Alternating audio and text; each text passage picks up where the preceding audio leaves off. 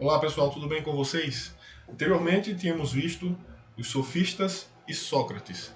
Hoje nós vamos dar continuidade a esta aula da filosofia clássica, observando a obra, o trabalho de Platão e também de Aristóteles, obviamente de uma forma sintética, né? Aquele combinado que eu fiz com vocês, eu espero que vocês estejam seguindo, já que eu disponibilizei o material em PDF, que vocês leiam esses resumos que eu já passei para vocês e também façam os exercícios que ali estão, porque são questões de Enems passados, são questões que foram feitas em seleções de universidades e vocês vão certamente enriquecer o conhecimento de vocês e irá ajudar bastante a vocês fazerem uma boa prova no Enem deste ano, tá bom? Então vamos, sem demorar muito aqui, porque é muito extensa a obra de Platão, é muito extensa a obra de Aristóteles, a gente vai fazer só uma síntese dos principais pontos e vamos contar com a colaboração de vocês, eu vou contar com a colaboração de vocês para vocês poderem fazer a leitura toda daquilo que está na apostila, tá certo? Vamos lá, deixa eu fazer a transição aqui. Este aí, Platão, nós vamos ver um pouquinho sobre ele.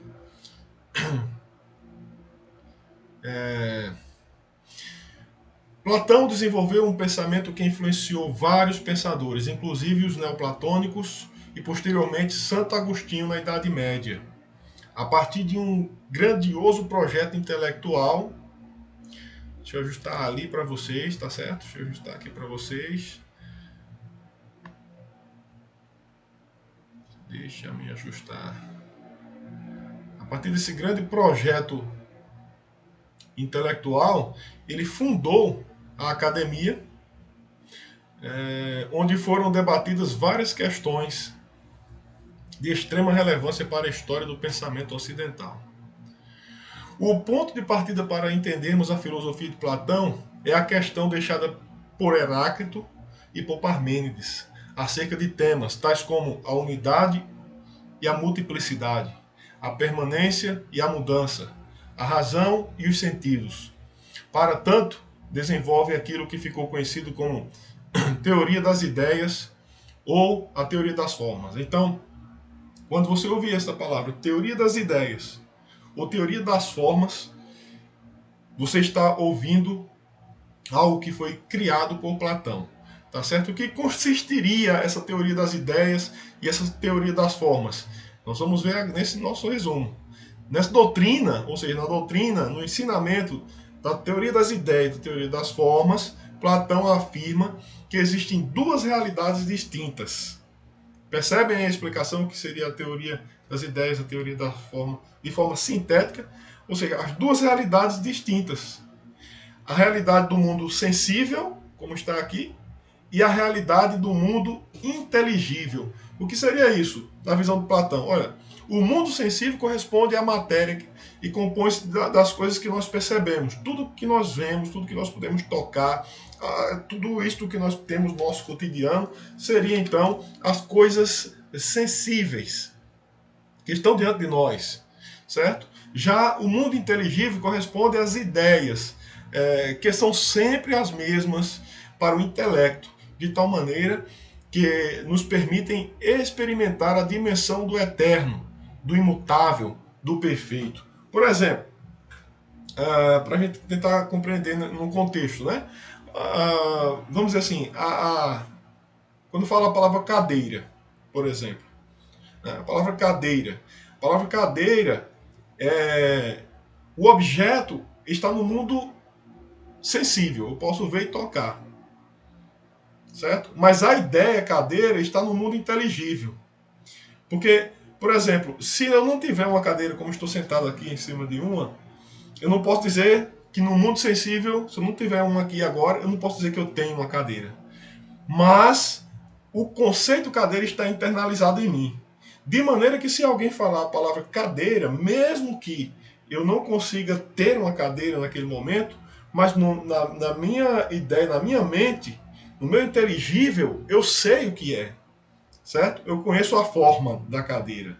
Existe uma forma perfeita.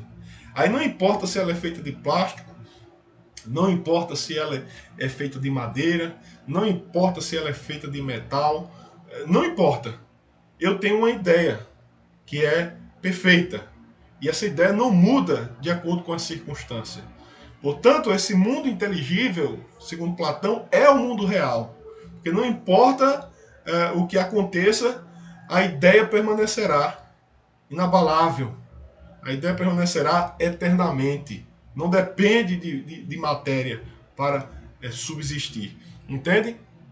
Aí passamos mais adiante, ele diz aqui, ó, desse modo, todo conhecimento que vem dos sentidos é tido como falso e aparente, uma vez que são cópias daquilo que existe no mundo das ideias. Portanto, segundo a tese de Platão, e aí você começa a perceber a influência de Parmênides, isso aí, que vocês lembram que nós estudamos sobre a questão do Parmênides, né?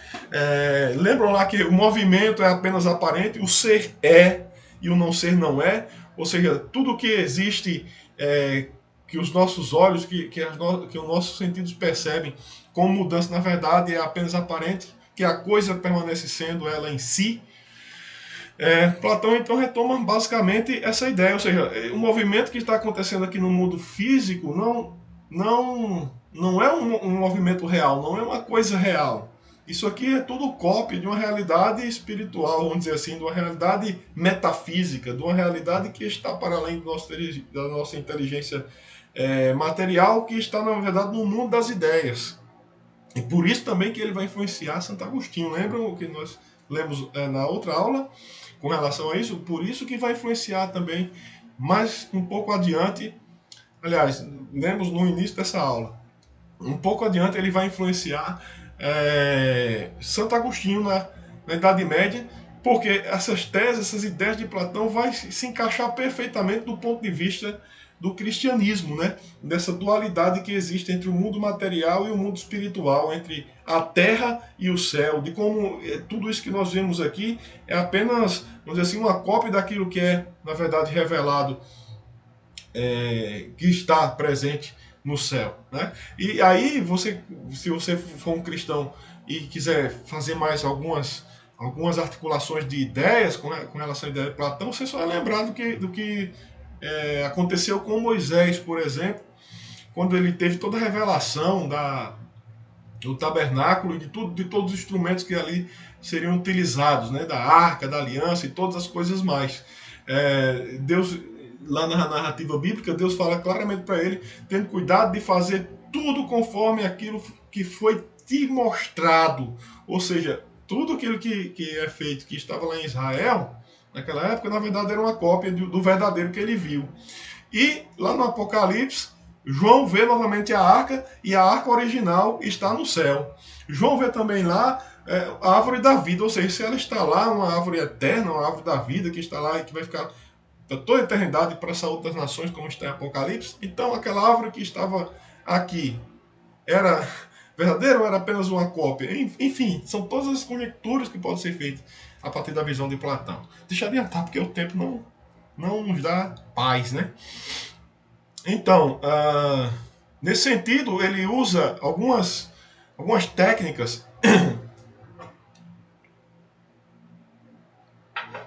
para tentar explicar como é que isso funciona. E aí nós temos aquela passagem do livro A República de Platão, que talvez seja a mais conhecida, né, de Platão, que é justamente esse mito da caverna, né, mito ou alegoria da caverna. E o que seria esse mito ou alegoria da caverna? Vou puxar um pouquinho aqui para vocês verem aí, tá certo? Deixa eu ajustar aqui para vocês poderem ver, bem bacaninha aqui.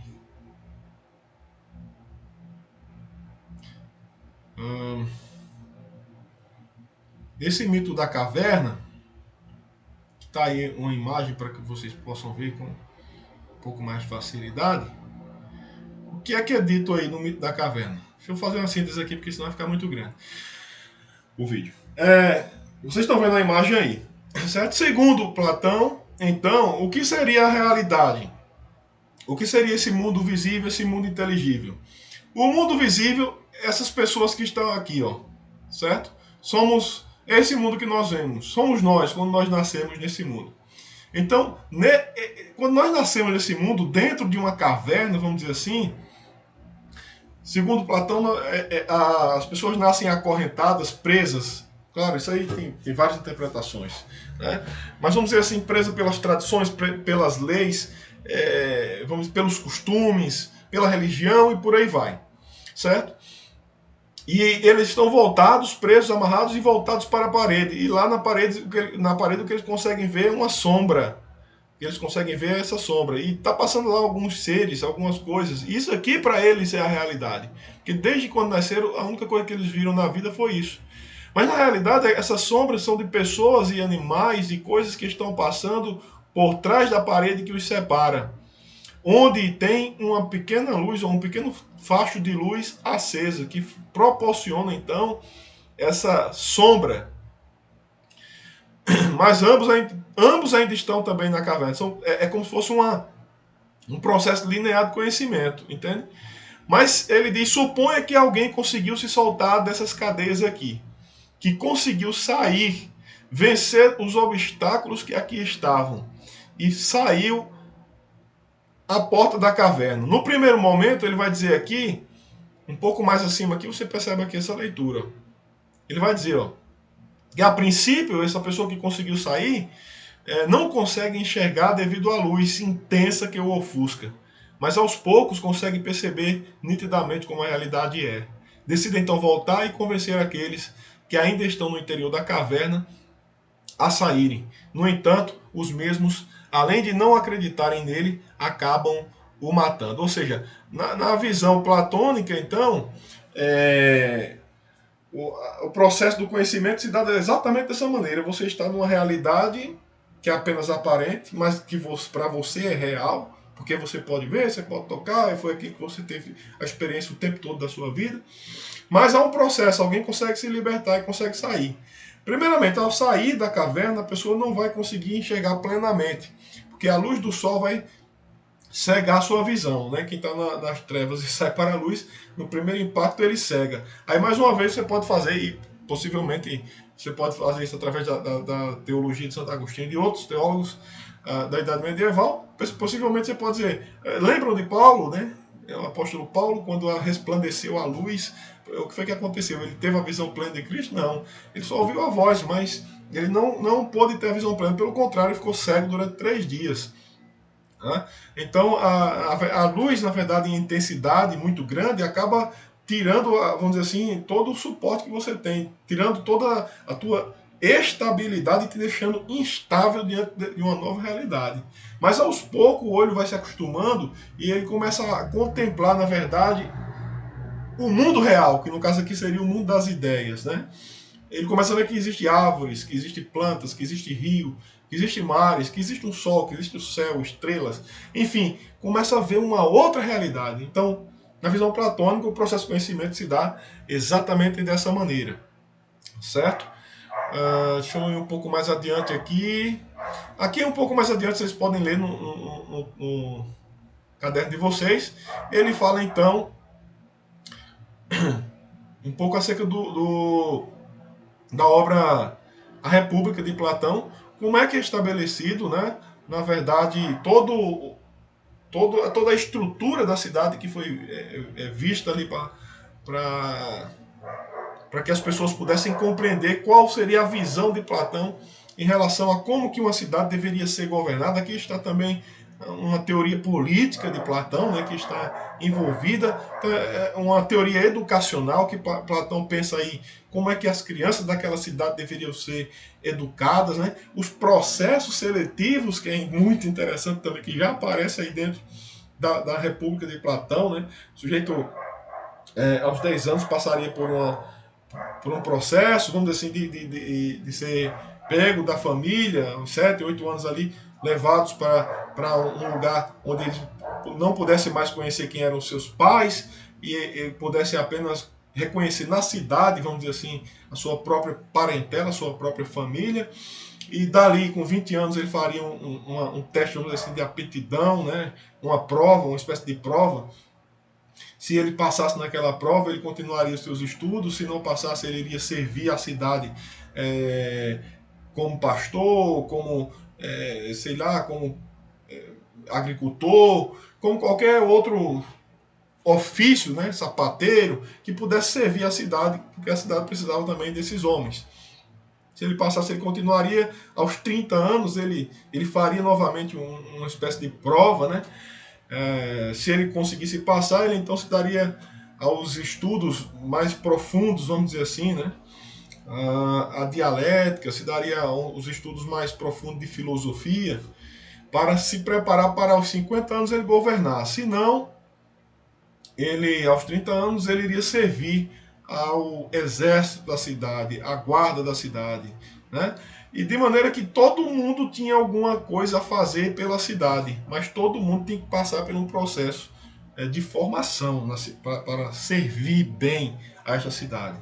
Só chegaria a ser o rei da cidade e o filósofo, que é a ideia de filósofo rei de Platão. Ele estaria completo, vamos dizer, aos 50 anos de idade, depois de passar todo o processo de formação, ele então estaria qualificado para se tornar então o rei dessa cidade, tá certo? Então, pessoal, eu falei de nós fazermos a síntese de Platão e de Aristóteles. Infelizmente não vai dar tempo, porque senão vai ficar com mais de meia hora o vídeo. Eu vou encerrar por aqui, vou fazer um outro vídeo agora só para Aristóteles e também as questões, tá bom? Então um abraço para todos.